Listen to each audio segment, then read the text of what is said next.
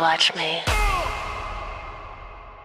Bonjour, bonsoir tout le monde, je suis ravie de vous retrouver aujourd'hui pour une nouvelle vidéo. Une vidéo que je pense on attendait depuis très longtemps. Enfin, en tout cas, moi, ça fait 2 ans que j'attends de pouvoir vous faire cette vidéo-là. Il s'agit du début du procès de Kefidi, le seul survivant parmi les assassins présumés de Tupac. C'était donc il y a 30 ans que cette affaire donc n'a pas encore été résolue. Donc le procès a démarré au moment où je vous parle, en tout cas il démarre. C'est le lundi 10 août que commence la sélection du jury. Le procès va durer 4 semaines. Donc là, pour l'instant, je voulais vous faire un récapitulatif de toute cette histoire. Je ne vais pas tout vous expliquer comme je l'ai fait dans une vidéo il y a 2 ans où, désolé, j'avais très mal prononcé Suge Knight. Donc je suis une femme de lettres, je lis. Donc moi j'avais vu Suge, c'est même pas en plus son vrai nom, hein. Bon bref. Et le gang c'est Pyru et pas Pyrus. Bref, désolé, de toute façon vous savez très bien sur cette chaîne-là que je prononce toujours très mal les noms, etc. Mais donc allez voir cette vidéo où je vous raconte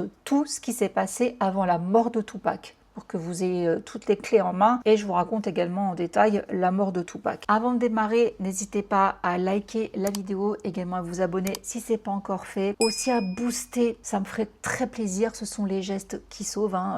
N'oubliez pas, donc je vous remercie grandement. Le 7 septembre 1996, Tupac Shakur est donc blessé par balle à l'intersection de Flamingo Road et de Cova Lane alors qu'il quittait un combat de Mike Tyson au MGM Grand Plaza. Dans les heures précédant son meurtre, le groupe de Tupac aurait agressé Orlando Anderson, membre d'un gang rival, et c'est donc en représailles à cette baston que Orlando s'est vengé et a tué Tupac. Mais voilà, pourquoi il l'a frappé au MGM et tout ça je vous l'explique dans l'autre vidéo. Il y a une histoire de chaîne arrachée, enfin bref, c'était un peu n'importe quoi tout ce qui a pu se passer. Donc Tupac décède quelques jours plus tard, le 13 septembre 1996, au University Medical Center de Las Vegas, 6 jours précisément après la fusillade. Il n'avait que 25 ans. Et son présumé tireur, Orlando Anderson, lui, il va mourir peu de temps après, justement, lors d'une fusillade en 98. 18 mois après, il me semble, après Tupac donc. Il y avait 2 autres personnes dans la Cadillac qui sont également décédées, des membres de gang. C'était donc eux des Crips, et il ne reste donc que l'oncle de Orlando, Kefidi. Mais ils étaient 4 dans la voiture, il n'en reste plus qu'un vivant. Donc Tupac meurt, Biggie meurt, environ 6 mois plus tard, et donc là rentre en scène, en 2006, un personnage important quand même je trouve, Craig Kading, l'enquêteur principal de la cellule fédérale américaine chargée de découvrir à l'origine qui a tué Biggie. Donc il doit savoir ce qui s'est passé sur le Miracle Mile le 9 mars 97. Et par rapport justement au meurtre de Tupac et Biggie, il déclarait en 2019 « La seule justice dans cette affaire est celle de la rue. Personne ne sera jamais tenu pour responsable. Les 2 tireurs sont morts de la même manière violente que leurs victimes. La rue a en quelque sorte réglé ses propres comptes. » Donc au moment où lui il reprend l'enquête, on est donc en 2006, 10 ans après les premières investigations, qui avaient été menée avec une obsession quasi maniaque par un expert, le détective du LAPD, Russell Poole, paix à son âme. Cet homme-là, on a voulu vraiment le faire passer pour un cinglé, le traîner dans la boue, alors qu'il avait mis, je trouve, le doigt sur quelque chose de très très intéressant. Pour lui, en fait, c'était des flics corrompus qui avaient tué Biggie. Et il a essayé de le prouver. Il en a laissé sa carrière, il en a laissé sa santé, et il est mort d'une crise cardiaque, justement, lors d'une réunion concernant encore le meurtre de Biggie. Donc, l'affaire a été reprise par ce Kading. Je vous parlerai plus en détail de Russell Poole quand j'aborderai la vidéo sur Biggie. Ça fait 2 ans que je dis que je dois la faire, je l'ai toujours pas faite. Mais je la ferai, et Russell Poole, franchement, le pauvre. Le pauvre. Forcément, il a pointé du doigt un truc qu'il ne fallait pas pointer, la corruption chez les flics de Los Angeles. Donc, quand Craig Kading reprend cette affaire, au début, il épouse la théorie de Russell Poole. Ce serait donc effectivement des flics qui, en même temps, seraient affiliés au gang des Pyru. Donc ça, c'est le côté de Death Row, Suge Knight, etc. Mais il y a une autre théorie à laquelle il croit également. Ça serait Kefidi qui aurait tué Biggie. Pourquoi? Pour ceux qui ont vu ma vidéo d'il y a 2 ans, où on parle parle de Diddy, qui aurait donc eu un rôle dans la mort de Tupac. Rappelez-vous qu'à cette époque-là, c'était donc la guerre. D'un côté, Bad Boy Records, donc New York, Puff Daddy et Notorious Big, et de l'autre côté, donc Suge Knight et Tupac. Alors qu'à la base, Tupac et Biggie s'entendaient très bien, mais bon, bref, il y a eu tout un micmac qui a fait que finalement, ils sont devenus ennemis. Du coup, quand Puff Daddy devait se déplacer à Los Angeles, il a embauché Keffe D comme garde du corps. Keffe D, c'est un trafiquant de drogue qui appartenait au gang des Crips, qui sont les ennemis jurés des Pyru, les Bloods, le gang auquel étaient affiliés Suge Knight et Tupac. Je dis affiliés parce que, à mon sens, c'était pas de vrais membres de gang, mais ils étaient affiliés à eux. Suge Knight les faisait travailler pour Death Row, etc. Puff Daddy se servait du gang des Crips pour se protéger de Tupac, de Suge Knight et de son gang, les Bloods, les Pyru. Et selon Keffe D, Puff Daddy en aurait eu marre justement de cette situation et il aurait offert $1 million à Keffe D pour se débarrasser de Suge Knight ou de Tupac. Bon, il s'avère que finalement, c'est à cause de la bagarre entre Orlando et Tupac que Tupac est mort, mais Keffe D s'est dit, bon, finalement, d'une pierre deux coups, comme ça, je peux aussi me faire $1 million en tuant Tupac, donc maintenant, je vais réclamer ma thune à Diddy. Sauf qu'à ce moment-là, Diddy, il aurait donné l'argent à un certain Zip, celui qui avait mis en contact justement P. Diddy et Keffe D. Zip, c'est encore un mec d'un terrain obscur, voilà. Mais lui, en gros, c'était l'intermédiaire de base entre Puff Daddy et Keffe D. Et c'est d'ailleurs ce Zip qui était à Las Vegas et qui aurait fourni l'arme à Keffe D pour justement tuer Tupac. Donc Keffe D réclame les $1 million à Puff Daddy en disant, voilà, Tupac il est mort, mon argent. Puff Daddy aurait dit, ok, c'est bon, je te file l'argent. Et il l'a filé donc à Zip à New York, qui devait le donner à Keffe D à Los Angeles, sauf qu'apparemment Zip se serait évaporé avec la thune et n'aurait pas donné l'argent à Keffe D. Donc Keffe D, quand il réclame à nouveau l'oseille à Puff Daddy lui répond, bah je t'ai payé, j'ai filé l'argent à Zip pour qu'il te le donne. Du coup, Keffe D se serait énervé et il aurait en représailles tué son pote et sa poule aux œufs d'or, Notorious Big. Biggie. C'est une théorie, voilà. Mais c'est une théorie qui est montée aux oreilles donc de ce Greg Keding, l'enquêteur. Du coup, il a voulu rencontrer Keffe D. Donc il interroge Keffe D. Alors forcément, c'est un gangster, il ne va pas balancer. Du coup, ce que va faire l'enquêteur, c'est tout simplement le suivre partout, voir un peu toutes ses magouilles. Il trafique quand même pas mal. Et une fois qu'il va monter un bon dossier contre lui, il va le reconvoquer en lui disant, écoute, voilà, j'ai de quoi te faire tomber au moins 25 ans. Donc soit je te coffre, soit tu me racontes tout ce qui s'est passé par rapport à la mort de Biggie. Keffe D, voyant qu'il est un peu coincé, il accepte de passer un accord avec eux. Donc Greg Keding, l'enquêteur, lui dit, écoute, voilà, c'est simple, tout ce que tu me diras dans cette pièce-là, ça restera dans cette pièce-là. Et ça ne sera pas retenu contre toi. Tu as l'immunité aujourd'hui pour ce que tu vas me dire dans ce bureau. Du coup, Keffe D accepte le deal. Et il va raconter au final la mort de Tupac et non la mort de Biggie. Il va dire, non, moi j'ai rien à voir avec cette mort-là. Par contre, je peux vous raconter ce qui s'est passé le jour où Tupac est mort. Donc c'est là qu'il va raconter qu'effectivement, il était bien à Las Vegas, dans la Cadillac, avec son neveu, 2 autres gars. Il précise pas, à mon souvenir, à l'enquêteur, si c'est son neveu qui a tiré sur Tupac ou André, précise pas si c'est l'un ou l'autre. Ok. Sauf que Keffe D, c'est pas le couteau le plus affûté du tiroir, loin de là. Du coup, ce qu'il n'a pas compris, c'est que quand Keding, enquêteur là, lui a dit tout ce qui sera dit dans ce bureau-là, ça restera entre toi et moi, ça ne sera pas retenu contre toi, Keffe D a cru qu'en fait, il avait une immunité ad vitam aeternam. Il n'a pas retenu la grosse nuance qui était dans ce bureau, là tout de suite. Du coup, il est allé raconter à tout le monde comment il avait aidé à tuer Tupac. Donc il l'a raconté dans des interviews, on l'a vu sur YouTube, pour la chaîne Art of Dialogue, pour Vlad TV, il en a même écrit un livre, il en a fait la promo en 2019, en disant si vous voulez vraiment savoir ce qu'est la vérité et pas prendre cette histoire de la bouche d'un mec qui bosse pour un média ou d'un flic et tout, lisez mon livre, là c'est la vraie vérité, enfin bref. C'est là où il est con. Pourtant le mec, il avait un empire au niveau de la drogue, du trafic et tout, donc quand même. Mais alors là, 0 neurones connectés pour cette histoire-là. Donc il a raconté publiquement comment il avait aidé à tuer Tupac, en rigolant en plus dans certaines interviews. Et il va donner des détails, hein. Il va dire qu'à la base, il avait donné l'arme à DeAndre, c'était DeAndre qui devait tirer, mais il s'est dégonflé, du coup c'est Orlando qui a tiré. Après il va dire que non, c'était bien Orlando d'entrée de jeu qui devait tirer, parce que vu que c'est lui qui s'est fait taper par Tupac, c'était à lui du coup de régler cette histoire, d'être le bonhomme, de se venger et de du coup tuer Tupac.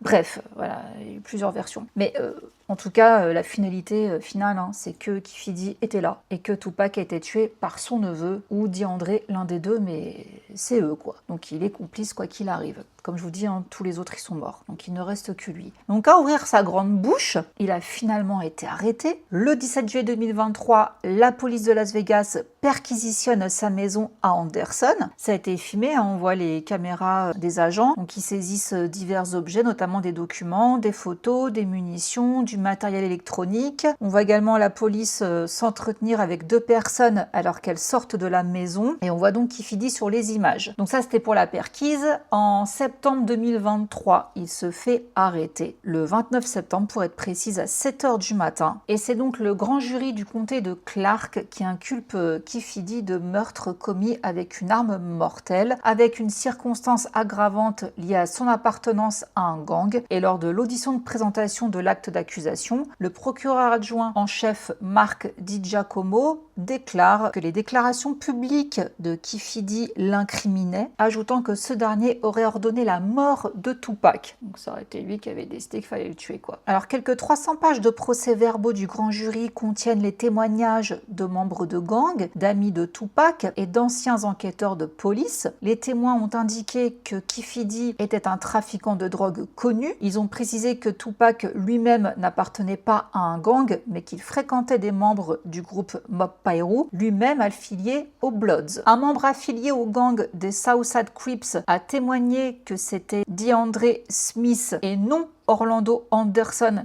qui avait tué Tupac. Mais pourquoi cette théorie, elle a été longtemps soutenue, elle l'est d'ailleurs toujours aujourd'hui, hein. Tout simplement parce que dans les rapports, il y a écrit lorsque Keffe D a passé l'arme à Orlando à l'arrière, donc à son neveu, Orlando n'avait pas de ligne de tir dégagée. Parce qu'en fait, si vous voulez, la voiture de Tupac, elle était sur la gauche de celle de Keffe D et de son gang. Keffe D n'était pas en train de conduire, elle était sur le siège passager. Juste derrière lui, il y avait son neveu, et du coup, sur le côté passager arrière gauche, il y avait DeAndre. Et donc, c'est lui qui était le plus près, en fait, de Tupac pour lui tirer dessus. Donc, ça aurait voulu dire que si c'était Orlando qui avait tiré, il aurait dû passer par-dessus DeAndre pour pouvoir atteindre la fenêtre et tirer. Or, il est dit que DeAndre mesurait 1m98. À l'époque, il pesait entre 168 et 180 kg. C'était donc un colosse, et on ne peut pas se pencher au-dessus d'un type aussi imposant pour tirer. On ne peut pas tendre les bras comme ça, car les douilles auraient jailli en plein visage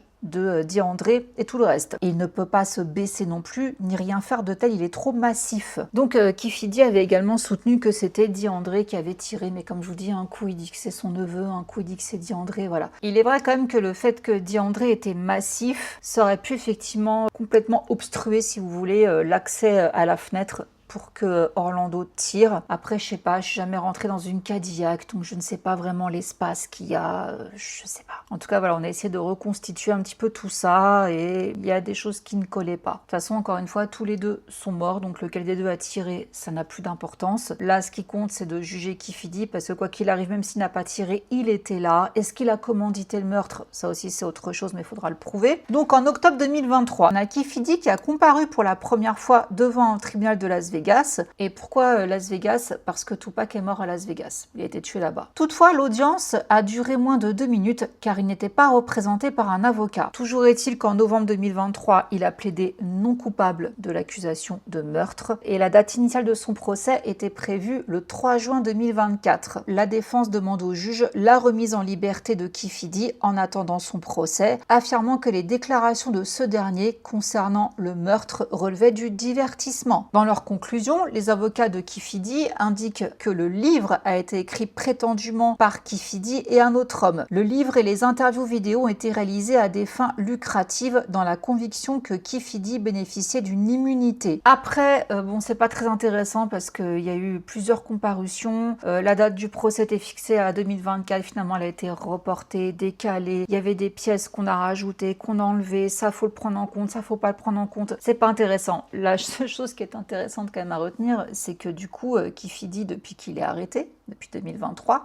il a complètement changé de version. Et franchement, c'est assez rigolo du coup. C'était pas aussi triste, ça pourrait être très drôle, même si je vous avoue que j'ai rigolé. Parce que quand on l'écoute maintenant parler, il n'était plus du tout à Las Vegas. Alors là, il est carrément plus à Las Vegas le jour de la mort de Tupac. Il n'y était pas. Les photos, on le voit, il dit non mais attendez, regardez, j'ai un costume 3 pièces avec un chapeau. Comment vous voulez que je porte ça en plein septembre à Las Vegas? Ça c'est une vieille photo prise lors d'un nouvel an, je sais pas quoi. Après il dit que non, c'est pas son neveu qui a tué Tupac, parce que son neveu, quand il s'est fait casser la gueule par Tupac dans le MGM, après il a été à l'hôpital, donc il pouvait pas être à l'hôpital et tuer Tupac. Et c'est ce qu'on a raconté à Keffe D, puisqu'il n'était plus du tout à Las Vegas. Voilà, après il part dans des délires où il dit que il a peur pour sa famille, il a reçu des menaces de mort. Donc non, maintenant il n'est pas du tout coupable. Et quand on lui parle du livre, alors pourquoi tu as écrit ce livre? Non mais je l'ai pas écrit, ça on s'en doutait. Il l'a écrit en collaboration avec quelqu'un, mais là plus du tout, c'est même plus en collaboration. En fait c'est son avocat qui l'aurait écrit avec un prêt de plume et Keffe D a juste signé en mettant son nom pour empocher de la thune. Mais il n'a pas pris la peine de lire le livre. Donc en fait tout ce qui est écrit dedans,